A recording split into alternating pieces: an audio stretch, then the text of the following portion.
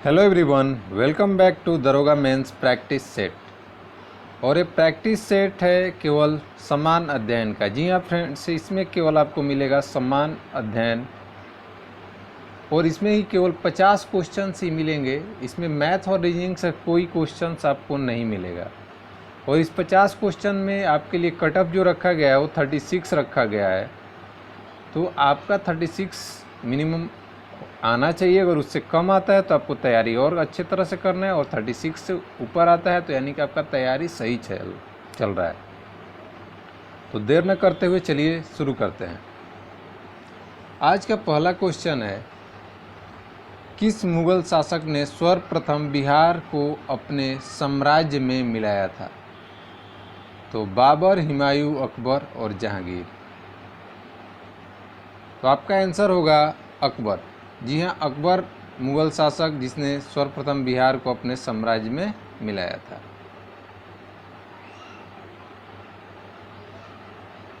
Second question है, भारत के महान ज्योतिषाचार्य आर्यभट्ट का बिहार के किस नगर से गहरा संबंध रहा था? वैशाली, पाटलिपुत्र, उदंतपुरी या नालंदा।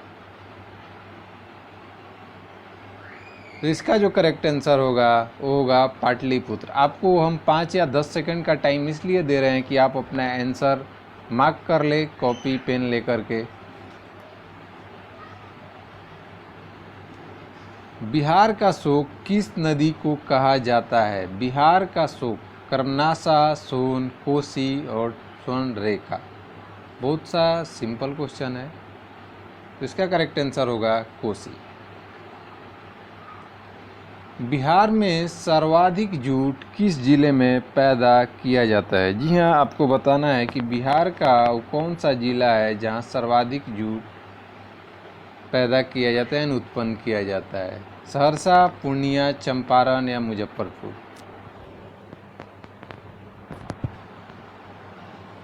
इसका करेक्ट आंसर होगा आपका मुजफ्फरपुर। बिहार का एकमात्र तेल शोधक कारखाना निम्नलिखित में से किस स्थान पर है? ऑप्शंस है मुंगेर, बरौनी, सिंदरी या डालमिया नगर।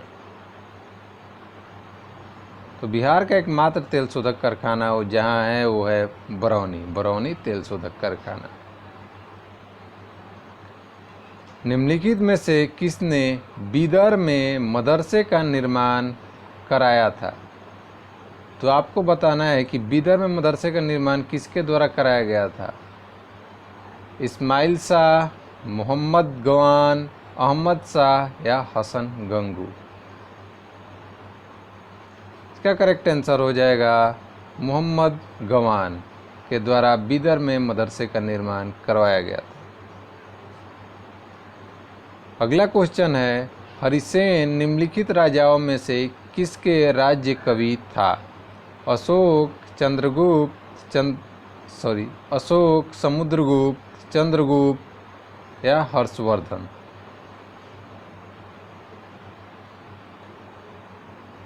तो हरिसेन जो समुद्रगुप्त का दरबारी कवि था, यानी कि राजकवि था। अगला क्वेश्चन है, मरमर विधि से गोल गुंबज का निर्माण किस शासक द्वारा किया गया था? सिंपल आपको बस बताना है कि गोल गुंबज का निर्माण किस शासक द्वारा किया गया था या करवाया गया था। तो ऑप्शन है कुतुबुद्दीन ऐबक, मोहम्मद आदिल शाह द्वितीय, फिरोज शाह प्रथम या मोहम्मद गवान। तो इसका जो करेक्ट आंसर हो जाएगा मोहम्मद आदिल शाह। निम्नलिखित में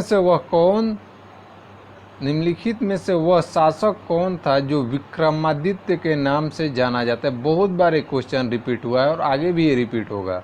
बहुत ही बोला जाता है, फेमस क्वेश्चन है एक तरह से। ऑप्शन है कुमारगुप्त, स्कंदगुप्त, समुद्रगुप्त या चंद्रगुप्त द्वितीय। तो चंद्रगुप्त द्वितीय। जी हाँ, चंद्रगुप्त द्वितीय ही क्या है, विक्रमादित्य के नाम से ज़्यादा फेमस है। अगला क्वेश्चन है, निम्नलिखित में से वह व्यक्ति कौन है जिसने भारत पाकिस्तान का विभाजन करने वाली रेखा सीमांकित की थी?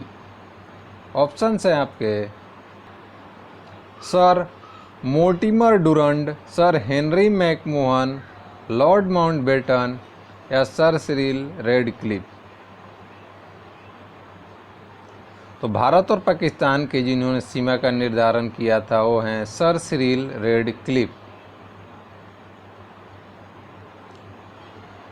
अगला क्वेश्चन है, वह प्रधानमंत्री कौन है जिन्होंने अपने कार्यकाल के दौरान संसद के अधिवेशन सत्र में भाग नहीं लिया? जी हाँ, उन्होंने एक दिन भी संसद के सत्र मतलब कि बोल सकते हैं कि पार्लियामेंट में बैठक नहीं किए थे। अटल बिहारी वाजपेयी, चंद्रशेखर, वीपी सिंह या चौधरी चरण सिंह? तो करेक्ट आंसर हो जाएगा चौधरी चरण सिंह। राष्ट्रपति ने अब तक कितनी बार राष्ट्रीय आपात की घोषणा की है? ऑप्शन है केवल 1 बार, 2 बार, 3 बार, कभी नहीं। तो इसका सही आंसर हो जाएगा 3 बार। राष्ट्रपति की सेवा निवृत्ति की आयु क्या है? 70 वर्ष, 75 वर्ष, 80 वर्ष या कोई सीमा नहीं है? अगर राष्ट्रपति की आयु सेवानिवृत्ति की बात करें तो उसका कोई लिमिटेशन नहीं है, न राष्ट्रपति का है न प्रधानमंत्री का है। जब भी बनेंगे वहाँ उस डेट से 5 साल तक ये रह सकते हैं, यानी कि ऑप्शन डी। अगला क्वेश्चन है, यदि सरकार द्वारा राज्य के नीति निर्देशक सिद्धांतों को लागू नहीं किया जाता है तो एक नागरिक निम्नलिखित में से किसके पास जा सकता है? ऑप्शन है आपके उच्च न्यायालय, उच्चतम न्यायालय, राष्ट्रीय मानवाधिकार आयोग या इनमें से कोई नहीं। तो इसका जो आंसर होगा इनमें से कोई नहीं, क्योंकि राज्य के नीति निर्देशक सिद्धांत का जो उसमें भी जितने भी विषय हैं वो राज्यों के ऊपर डिपेंड करता है कि वो लागू करते हैं या नहीं। इसके लिए आप कहीं किसी न्यायालय या उच्चतम न्यायालय या कहीं नहीं जा कर के अपील कर सकते हैं। अगला क्वेश्चन है, निम्नलिखित में से कौन सा व्यक्ति संविधान सभा का संवैधानिक सलाहकार था? तो संविधान सभा का संवैधानिक सलाहकार कौन था आपका? Doctor BR Ambedkar, doctor Rajendra Prasad, doctor BN Rao या डॉक्टर सच्चिदानंद सिन्हा? तो आपके जो सही आंसर होंगे sir BN Rao. Next question है, निम्नलिखित में से किस क्षेत्र में मध्यरात्रि सूर्य को देखा जा सकता है? ऑप्शन है उष्णकटिबंधीय क्षेत्र में, शीतोष्ण क्षेत्र में, आर्कटिक और अंटार्कटिक क्षेत्र में, सूर्य ग्रहण के समय कहीं भी। तो करेक्ट आंसर जो होगा ऑप्शन सी, आर्कटिक और अंटार्कटिक क्षेत्रों में मध्यरात्रि के सूर्य देखा जा सकता है। अगला क्वेश्चन है, उत्तरी अमेरिका के प्रेयरी है। उत्तरी अमेरिका में क्या है प्रेयरी नाम का? उष्णकटिबंधीय वन, नदी के बेसिन, पशु फार्म या शीतोष्ण घास स्थल? तो उत्तरी अमेरिका के शीतोष्ण घास स्थल का नाम है प्रेयरी।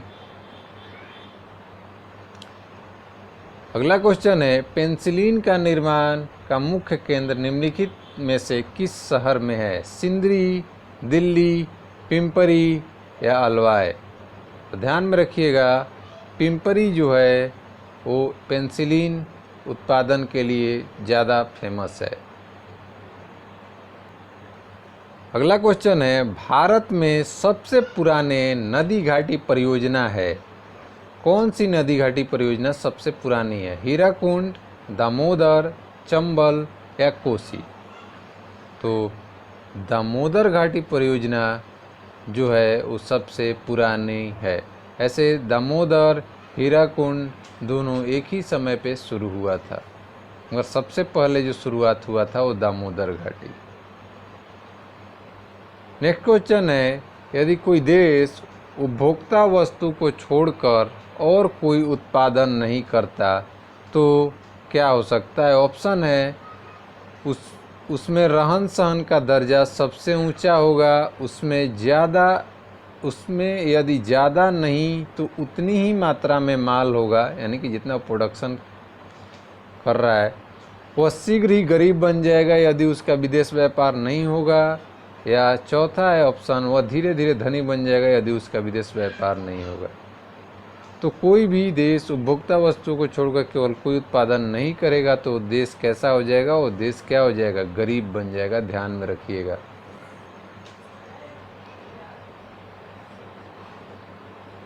केंद्र सरकार के व्यय का सबसे बड़ा मद क्या है? केंद्र सरकार के व्यय का सबसे बड़ा मद है, बताना है आपको, रक्षा, ब्याज का भुगतान, आर्थिक सेवाएं या सामाजिक सेवाएं। तो केंद्र सरकार के व्यय का सबसे बड़ा मद क्या है? ब्याज का भुगतान। नेक्स्ट क्वेश्चन है, बहुराष्ट्रीय फर्म क्या होते हैं? ऑप्शन है विदेशी सरकार द्वारा चलाई गई एक कंपनी होती है, अनेक देशों से प्रचलित एक कंपनी होती है, भारत में यूएस के व्यापारियों द्वारा संचालित एक कंपनी होती है, भारत तथा यूएस दोनों सरकारों द्वारा संचालित एक कंपनी होती है। तो इसका जो करेक्ट आंसर हो जाएगा, अनेक देशों में प्रचलित एक कंपनी होती है जिसको बहुराष्ट्रीय फर्म बोला जाता है। अगला क्वेश्चन है, संविधान की प्रस्तावना यानी कि प्रीएम्बल में भारत को निम्नलिखित में से किस रूप में घोषित किया गया है? ऑप्शन है प्रभु सत्ता संपन्न लोकतांत्रिक गणराज्य, ऑप्शन बी एक समाजवादी लोकतांत्रिक गणराज्य, ऑप्शन सी एक प्रभु सत्ता संपन्न समाजवादी पंथनिरपेक्ष लोकतांत्रिक गणराज्य या एक गणराज्य। तो इसका जो करेक्ट आंसर होगा ऑप्शन सी, एक प्रभु सत्ता संपन्न समाजवादी पंथनिरपेक्ष लोकतांत्रिक गणराज्य। अगला क्वेश्चन है, निम्नलिखित में से किसके शासनकाल के दौरान भारत में 1 रुपये का सिक्का टकसाल यानी कि मिंट यानी कि ढाला गया था? सबसे पहले आपको बताना है, बाबर, शेरशाह सूरी, अकबर या औरंगजेब। तो इसका करेक्ट आंसर हो जाएगा शेरशाह सूरी। जी हाँ, शेरशाह सूरी के समय में ही सिक्कों को ढाला गया था। ब्रिटिश ने पंजाब को निम्नलिखित में से किस सन में अपने राज्य में मिलाया था? 1828, 1831, 1849 और 1856। इसका जो करेक्ट आंसर हो जाएगा वो 1849, क्योंकि महाराजा रंजीत सिंह जब तक थे तब तक अंग्रेज़ों में इतना हिम्मत नहीं था कि वो पंजाब की तरफ जा सके या उसको जीतने का कोशिश करे। अगला क्वेश्चन है, उस राज्य पुनर्गठन आयोग का अध्यक्ष कौन था जिसने भाषाई आधार पर राज्यों को पुनः सीमांकन करने की सिफारिश की थी? फजल अली, सरदार एस.एम. पनिकर, एच.एन. कजरू या एम.सी. महाजन। तो अगर बात किया जाए भाषाई आधार पर राज्यों के पुनर्गठन का अध्यक्ष जो थे वो फजल अली थे। चलते हैं आगे। अगला क्वेश्चन है, मौलिक अधिकारों को भोगने को सुनिश्चित करने की जिम्मेदारी निम्नलिखित में से किसको सौंपी गई है? ऑप्शन है उच्च न्यायालय को, उच्चतम न्यायालय को, सभी न्यायालय को, उपयुक्त ए और बी दोनों।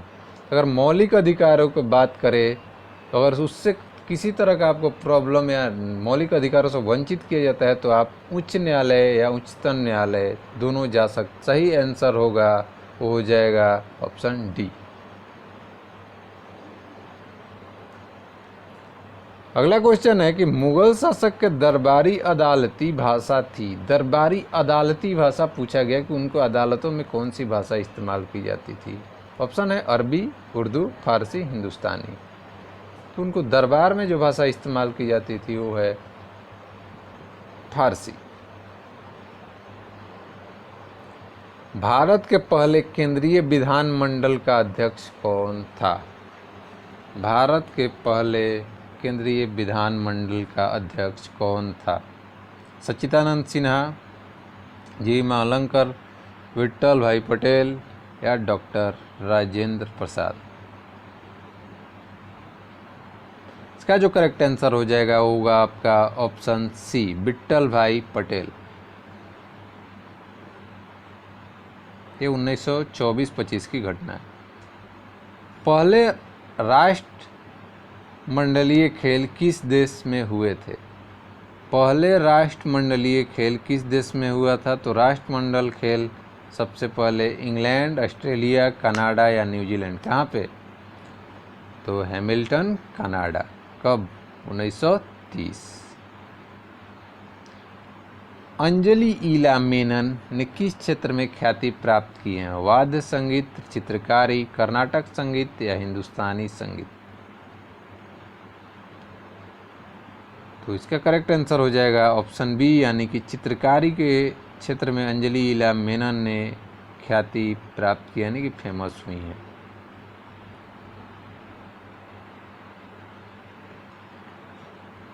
अगला क्वेश्चन है, निम्नलिखित में से यूनेस्को अनुमोदित विश्व विरासत स्थल को पहचानिए। इसमें से आपको बताना है कि कौन विश्व विरासत स्थल में शामिल है। अजंता की गुफाएं, काशी विश्वनाथ मंदिर, आगरा का किला या तिरुपति मंदिर? तो अजंता की गुफाएं जो है विश्व विरासत यूनेस्को में शामिल है। निम्नलिखित में से नृत्य का शास्त्रीय रूप कौन सा है? जी हाँ, यहाँ पे आपको बताना है कि इसमें से कौन शास्त्रीय नृत्य का भी रूप है। मणिपुरी, मयूरभंज का छऊ, भांगड़ा या चांद? तो जो मणिपुरी है वो शास्त्रीय नृत्य के रूप में शामिल है। दुनिया का छत, रूफ ऑफ द वर्ल्ड, निम्नलिखित में से किसको कहा जाता है? माउंट एवरेस्ट, पामीर का पठार, साइबेरिया का मैदान या हिंदू कुश पर्वत? तो पामीर का पठार, जी हाँ, भारत के एकदम ऊपर है पामीर का पठार, जिसको ही बोला जाता है roof of the world. Himachal Pradesh के किस जिले का सीमा चीन के साथ लगती है? आपको बताना है कि वो कौन सा जिला है जो हिमाचल प्रदेश का है, जो चीन से सटा हुआ है।